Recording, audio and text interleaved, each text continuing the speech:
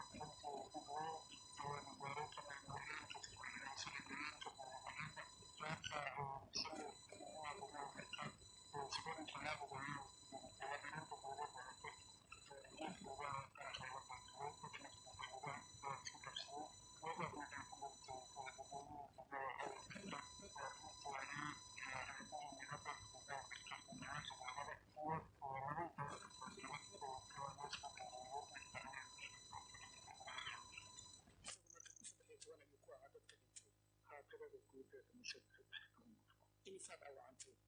tirada rasmiga hadda aan hayno waa 5 laakiin dadku mar dhow dhacay dartiisa tirada ugu dambeysa insha allahu tacaala waa inoo soo wadaagi doonaa dadkii dilay ma la yaqaanaa hadda waa waxaan dad unbaa lagu bartay dadka lagu bartay unbaana dadka dowladnimada iyo xasiloonida dalkii diinta iyo dadkaba kasoo horjeeda unbaa loo nisbeynayaa kolley hadda waa unbaan dad macnaa waa in qofka naftiisa liga ah runtii gudoomiyaha uu bartilmaameedsaday isku qarxiyey dhaqamadaas foosha xun oo aan caado muslim iyo aanan ahayn iyo mid dhaqanka soomaaliyeedba looga bartay aan ahayn waa dadka lagu yaqaano waa shabaab marka allah u naxariisto insha allahu tacaala ilaahay ha u naxariisto qofka qaraxa sidee gudoomiyaha ugu tegay waan ognahay inuu ilaalo badan jirto xarunta maamulka u joogo sidee qofkaasi gudoomiyaha ku gaaray xarunta gudaha ma uu fadhiyin gudoomiyaha xarunta geed weyn oo ku yaalo kasoo horjeeda ayuu fadhiyey dad maaragta meesha kula hadlayay marka waa arrinta kale qaabku qofku meesha kusoo gaaray uu ahaa waxaas oo dhan insha allahu tacaala maarinta kadib ayaan sheegi doonaa ugu dambeyntii gudoomiye maxaan ku xusuusan doonaa waafo muddo dheer buu gobolka ka shaqaynayey maamulada deegaanku madax kasoo kala noqday deegaano iyo magaalooyin maxaa lagu xusuusan doonaa gudoomiye waafo والله gudoomiye waafo wuxuu ahaa nin akhyaar ah oo oday soomaaliyeed ah wax badanna runtii gobolkaas tijaaraadnimada marka kasoo qabtay wuxuu ahaa nin dowladnimada soomaaliyeed aad u jecelna dadku inuu isku wado oo isku hayo waxyaabaha ugu waaweyn oo lagu xasuusan doonaan waxay tahay abaarihii ku jiray maartay nawaaxigeeda inuu noqday aabihii runtii oo soo gudubgeliyey ummadda maanta nabadda ku wada nool waa isagoo ahaa gundhig wuxuu ahaa nin nabadoon ah oo gudoomiye jiray aanan ahayn aad ugu dhaqan wanaagsan waa lediina jeclaana dalkii dadkaba inay nabad noqdaan ibrahim dhanka kale qarax ayaa ka dhacay afkooye isaga maxaad ka heshaa qaraxa maxamedow qaraxaasi intaan u gelin qaraxa marka ka dhacay waxaa sheegatay al-shabaab waxay sheegeen in bartilmaameedku ahaa gudoomiyihii la dilay cabdulaahi cali waafow waxayna sheegeen in ay qarax la beegsadeen afkooye oo isla gobolka shabeellada hoose ka tirsanaa barqadii 2 qarax ayaa laga maqlay suuqa ariga ee magaaladaasi ku yaalla dadka joogaay waxay sida u sheegeen in ugu yaraantii 6 qof ay ku dhinteen qaraxyadaasi sidoo kale maamulka sultanka magaalada afkooye waxaa laga soo xigtay in dhowr iyo 7 qof oo dhaawac ah lasoo gaarsiiyey magaalada afkooye maxamed sidoo kale degmada dharkeelle iskaa waxaa ka jiray qarax marka faahfaahin bal laga sii sida laga soo xigtay warbaahinta dowladda oo iyaduna xiganaysa saraakiilda amniga waxay sheegeen in gaari waxyaabaha qaraxa lagu diyaarinayay xafad ku taalla degmada dharkeelle magaalada muqdisho in uu qarxay sawirro laga soo qaaday gurigaasi gudihiisa waxaa qaraxa uu geystay ayarada gaarigii ay sheegeen saraakiisha amniga in qaraxa lagu farsameynayay saraakiishaasi amniga waxay warbaahinta kasoo xigatay in ugu yaraan 2 qof ay ku sheegeen inay al-shabaab ahaayeen in ay qaraxaasi ku dhigteen maxamed waa tahay aad buu u mahadsanyahay tahay maxamed aadan oo laga soo xisabiyey warkaasi kala duwan dhanka kale shirkada gaastron ayaa yareynaysa xadka gaaska ee gaarsiinaysa supermarket yaalla bartamaha yurub iyadoo loo marinayo badda booltika taas oo arrinta loo yaqaano Nord Stream 1 waraha gaaska ee jarmalka ayaa sheegay in haatan shidaalka falayo marka loo eego xadka adduunka faarax lamaane ayaa faahfaahin arrintaas ku saabsan Gazprom waxa ay sheegtay inay joojin doonto mashiin kale oo ay leedahay dhuunta Nord Stream 1 taasoo yareyn doonta 20% wax soo saarka gaaska xukuumadda jarmalku waxa ay sheegtay inaysan jirin sabab farsamo oo loo xadido gaaska la dhoofiyo waxay u badan tahay in lagu adkeyn doono dalalka midowga yurub inay helaan gaas ay sii kaydsadaan ka hor xilliga qabuuraha runta la yidhaahdo Nord Stream 1 oo gaaska ka soo qaada ruushka waxay keentay jarmalka waxaana muddo toddobaadyo ah ay keenaysay gaas intii hore ka yar horaantii bishanna mar ayaa gebi ahaanba la dumiyey muddo 10 maalmood ah si loo dayactiro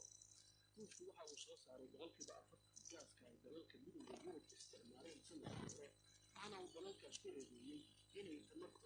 u adeegsanayeen midowga yurub wuxuu isna dalalka qaaradda ka dalbaday inay yareeyaan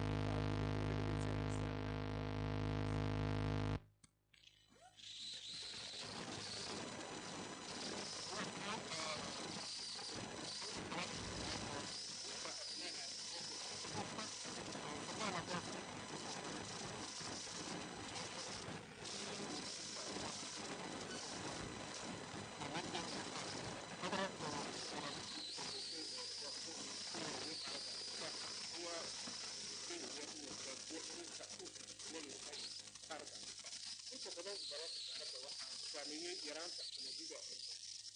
dagaalka ka soconaya Ukraine laakiin Lavrov ayaa xiray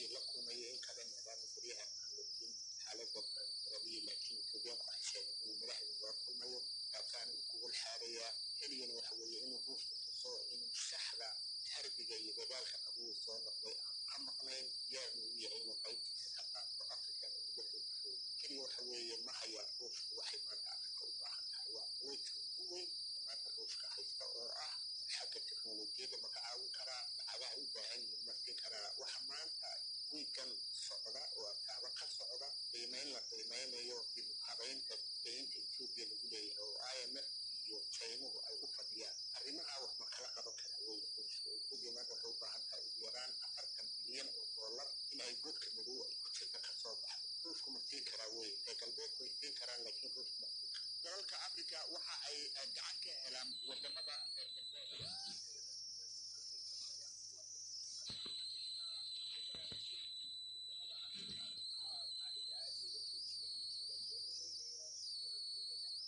weynayaan in uu xoog kale oo reer galbeedka la mida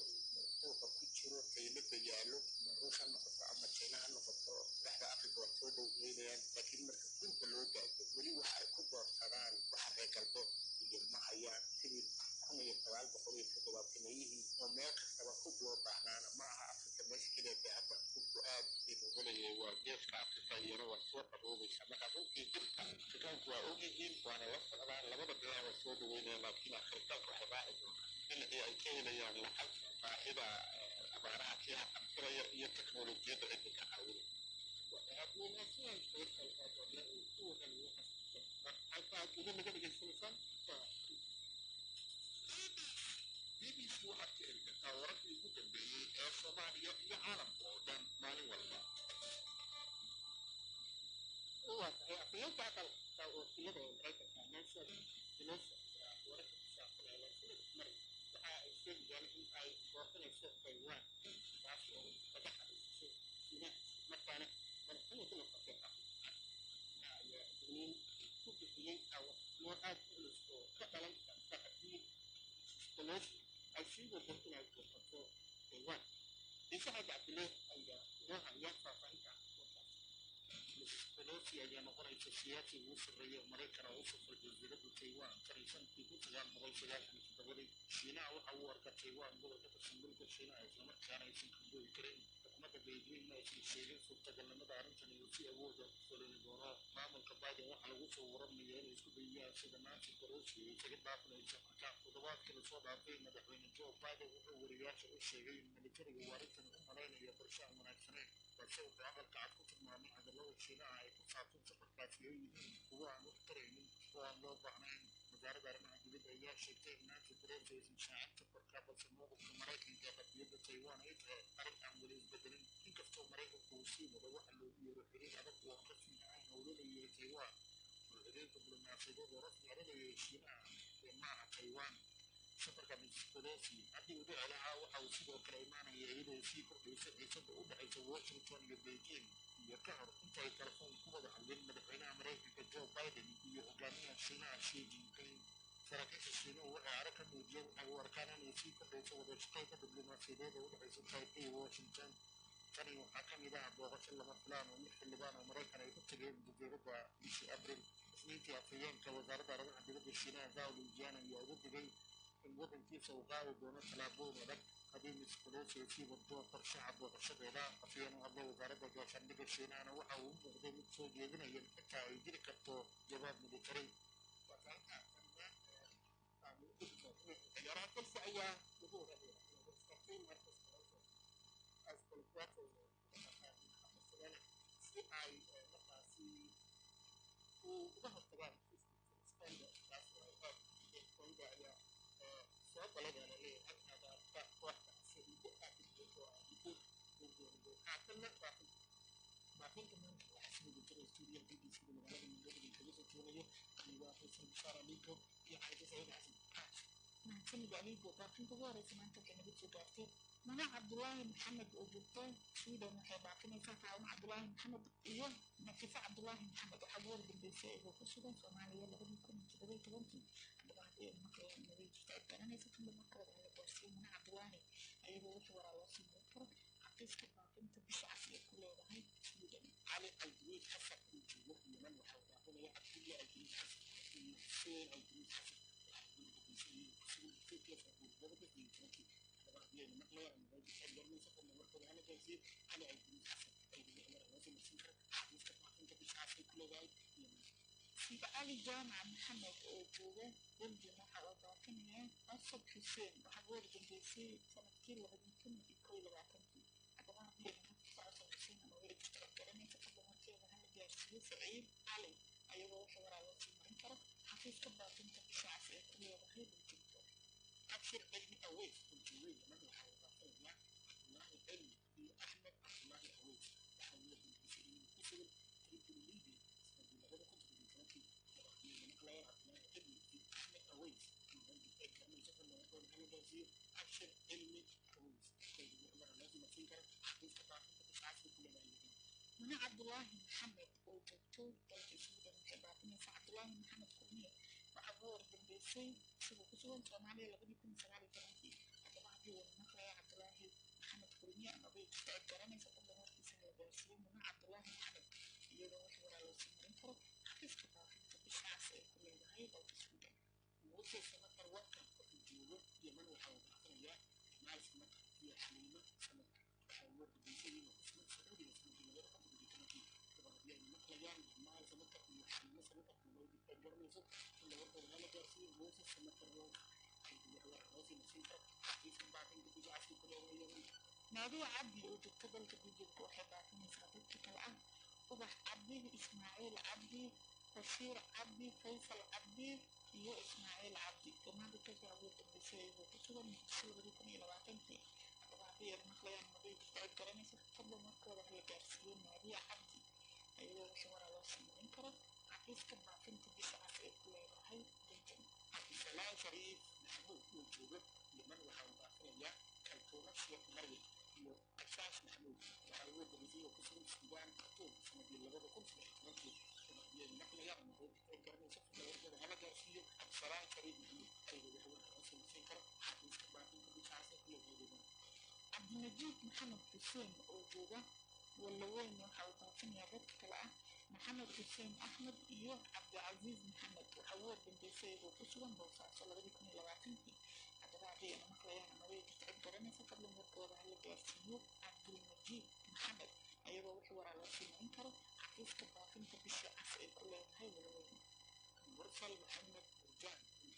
yemen waxa uu baafinayaa dadka kale ah qamar maxamed murjaan axmed maxamed murjaan cabdullaahi maxamed murjaan dhammaan waxa uu dambeysay oo ku sugan Suudiya sanadii 2020 haddii ay maqlayaan magay jirta garanaysa fadlan markooda hala gaarsiiyo mursal maxamed murjaan ayadoo wixii waraa loo samayn karo xafiiska baafinta bisha cas ee ku leedahay yemen xamdi cusmaan axmed oo joogta guriga waxay baafinaysaa fatin cusmaan waxaad war dambeysay oo ku sugan turkiga 2020 haddaba haddii ay maqlayso fatin cusmaan amagay jirta cid garanaysa fadlan markeeda hala gaarsiiyo xamdi cusmaan ayadoo wixii waraa loo samayn karo xafiiska baafinta bisha cas ee ku leedahay guriga waan cabdicasiis iimaan oo jooga Egypt waxa uu baafinayaa dadka kale ah aweys axmed mahad cabdicasiis simran axmed iyo sumaye dhammaan dadkaasi waxa uu war dambeysay oo ku sugan Sacuudiga sanadii 2020 oo haddii ay maqlayaan magay jirta garanaysa fadlan markooda hala gaarsiiyo waan cabdicasiis iimaan ayadoo wixii waraa loo samayn karo xafiiska baafinta bisha cas ee ku leedahay cabdiraxmaan cabdulaahi muuse oo joogo garow waxa uu baafinayaa xawa cabdulaahi muuse waxaad war dambeysay iyadoo ku sugan yemen 2019 haddaba haddii ay maqlayso xaawo amagay jirta cid garanaysa fadlan markeeda la gaarsiiyo cabdiraxmaan cabdulaahi ayadoo wixii waraa loo samayn karo xafiiska baafinta bisha cas ee ku leedahay garow ayuuni aadan falak oo joogta yemen waxay baafinaysaa dadka kale ah daawuud aadan ciise cabdi falak ciise aadan falak dhammaan dadkaasi waxa uu dambeysay iyadoo ku sugan suudaan sanadii 2019 haddii ay maqlayaan magay jirta garanaysa fadlan markooda hala gaarsiiyo ayuuni aadan falak ayadoo wixii waraa loo samayn karo xafiiska baafinta bisha cas ee ku leedahay yemen axmed saleebaan jaamac oo jooga garow waxa uu baafinayaa maxamed saleebaan waxaad war dambeysay oo ku sugan dalka masar 2020 haddaba haddii ay maqlayaan maxamed saleebaan amagay jirta cid garanaysa fadlan markiisa la gaarsiiyo axmed saleebaan ayadoo wixii waraa loo samayn karo xafiiska baafinta bisha cas ee ku leedahay garow abuud cumar xaashi oo jooga yemen waxa uu baafinayaa ifrax cumar xaashi waxa uu war dambeysay oo ku sugan talyaaniga sanadii 2019 oo haddii ay maqlayso ifrax cumar xaashi oo magay jirta garanaysa fadlan markooda hala gaarsiiyo xamuud cumar xaashi ayadoo wixii waraa loo samayn karo xafiiska baafinta bisha cas ee ku leedahay yemen faysal axmed warsame oo joogay waxa uu baafinayaa madiine axmed waxaad war dambeysay iyadoo ku sugan turkiga 2019 haddaba haddii ay maqlayso madiine axmed amagay jirta cid garanaysa fadlan markeeda la gaarsiiyo faysal axmed ayadoo wixii waraa loo samayn karo xafiiska baafinta bisha cas ee ku leedahay turkiga bilaa axmed xasan oo joogta yemen waxay baafinaysaa cali axmed xasan waxa uu war dambeysay isagoo ku sugan turkiga sanadii 2019 haddaba haddii ay maqlayaan cali axmed xasan amagay jirta garanaysa fadlan markiisa hala gaarsiiyo bilaa axmed xasan ayadoo wixii waraa loo samayn karo xafiiska baafinta bisha cas ee ku leedahay mulki nuur sheekh oo joogta garow waxay baafinaysaa abuukar nuur sheekh waxaad war dambeysay isagoo ku sugan dalka ingiriiska 2020 haddaba haddii ayna maqlayo abuukar nuur amagay jirta cid garanaysa fadlan markiisa la gaarsiiyo mulki nuur ayadoo wixii waraa loo samayn karo xafiiska baafinta bisha cas ee ku leedahay garow aadan cabdiraxmaan maxamed oo jooga yemen waxa uu baafinayaa canab cabdiraxmaan maxamed waxa uu war dambeysay iyadoo ku sugan kenya sanadii 2019